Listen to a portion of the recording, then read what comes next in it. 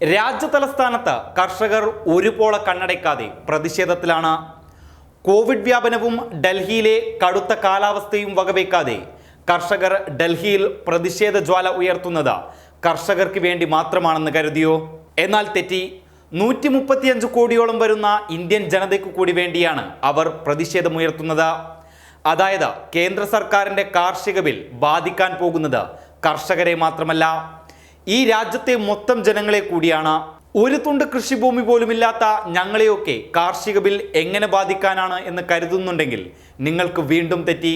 രാജ്യത്തെ 138 കോടി ജനങ്ങളെ പട്ടിണിയിലേക്ക് തള്ളിവിടുന്നത് കൂടിയാണ് ഈ ബിൽ.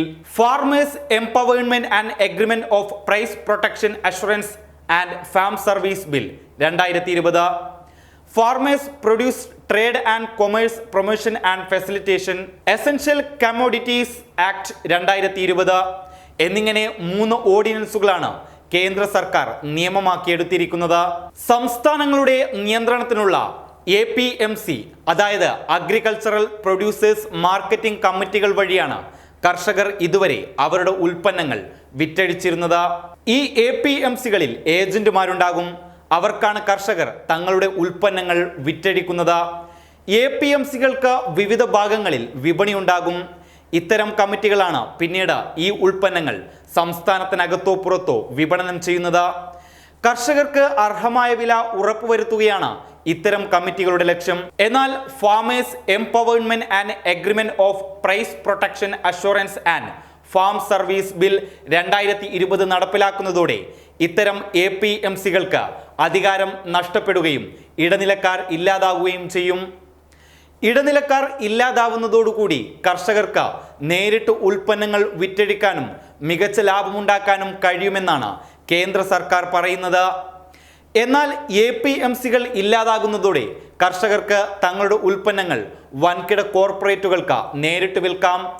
അതുകൊണ്ട് തന്നെ ഇഷ്ടമുള്ള വില നിശ്ചയിച്ച കോർപ്പറേറ്റുകൾക്ക് യഥാക്രമം കർഷകരെ ചൂഷണം ചെയ്യാനും സാധിക്കുമെന്ന് നിരീക്ഷകർ വിലയിരുത്തുന്നു. Farmers empowerment and agreement of price protection assurance and farm service bill പ്രകാരം കോർപ്പറേറ്റുകൾക്ക് കർഷകരുമായി നേരിട്ട് കരാറിൽ ഏർപ്പെടാൻ അനുവാദം നൽകുന്നു. ഇങ്ങനെ കോർപ്പറേറ്റുകൾ കർഷകരുമായി നേരിട്ട് കരാറിൽ ഏർപ്പെടുമ്പോൾ എഴുതിയുണ്ടാക്കുന്ന കരാർ വ്യവസ്ഥകൾ സാധാരണക്കാരായ കർഷകർക്ക് എത്രമാത്രം മനസ്സിലാകും എന്നത് ആശങ്കയാണ്. അതേപോലെ തന്നെ ഇങ്ങനെ കർഷകർ വൻകിട കോർപ്പറേറ്റുകളുമായി കരാറിൽ ഏർപ്പെടുമ്പോൾ കടബാധ്യതയുണ്ടാകാനുള്ള സാധ്യതയും കൂടുതലാണ്. അങ്ങനെയുണ്ടായാൽ സാധാരണക്കാരായ കർഷകർ നിയമയുദ്ധം ചെയ്യേണ്ടി വരുന്നത് വൻകിട കോർപ്പറേറ്റുകളുമായാണ്. സാധാരണ കർഷകർ എങ്ങനെയാണ് കോർപ്പറേറ്റുകളുമായി നിയമയുദ്ധം ചെയ്യുക? താങ്ങുവില ഇല്ലാതാകും എന്നതാണ് കേന്ദ്ര സർക്കാരിൻ്റെ പുതിയ ബില്ലുകളിലെ മറ്റൊരു അപകടം. അതായത് മാർക്കറ്റിൽ ഒരു കാർഷിക ഉൽപ്പന്നത്തിന് വിലയിടിവ് സംഭവിച്ചാൽ സർക്കാർ നിശ്ചയിക്കുന്ന ഒരു താങ്ങുവിലയിൽ കർഷകർക്ക് ഈ ഉൽപ്പന്നങ്ങൾ വിറ്റഴിക്കാനാവും. എന്നാൽ താങ്ങുവില ഇല്ലാതാകുന്നതോടെ ഉൽപ്പന്നങ്ങൾ വിറ്റഴിക്കാനാകാതെ കർഷകർ പിന്നെയും കടക്കെണിയിലാവുകയും കർഷക ആത്മഹത്യകൾ വർദ്ധിക്കുകയും ചെയ്യും. എസൻഷ്യൽ കമ്മോഡിറ്റീസ് ആക്ട് പ്രകാരം സ്റ്റോക്ക് ഹോൾഡിന്റെ ലിമിറ്റ് എടുത്തു കളഞ്ഞു എന്നുള്ളതാണ് ഈ ബില്ലിന്റെ മറ്റൊരു അപകടത. അതായത് സ്റ്റോക്ക് ചെയ്യാവുന്ന കാർഷിക ഉൽപ്പന്നങ്ങൾക്ക് ഇനി മുതൽ പരിധി ഉണ്ടാവില്ല. അതുകൊണ്ട് തന്നെ കോർപ്പറേറ്റുകൾക്ക് പരിധികളില്ലാതെ കാർഷികോൽപ്പന്നങ്ങൾ സ്റ്റോക്ക് ചെയ്യാം. പിന്നീട് മാർക്കറ്റിൽ ഈ ഉൽപ്പന്നങ്ങൾക്ക് ഡിമാൻഡ് കൂടുന്ന സാഹചര്യത്തിൽ കൂടിയ വിലയ്ക്ക് കമ്പനികൾക്ക് വിൽക്കുകയും ചെയ്യാം. കാർഷിക മേഖലയിൽ വൻകിട കോർപ്പറേറ്റുകൾക്ക് ഇഷ്ടാനുസരണം കൈകടത്താനുള്ള ലൈസൻസാണ് ചുരുക്കത്തിൽ കാർഷിക ബില്ലുകൾ.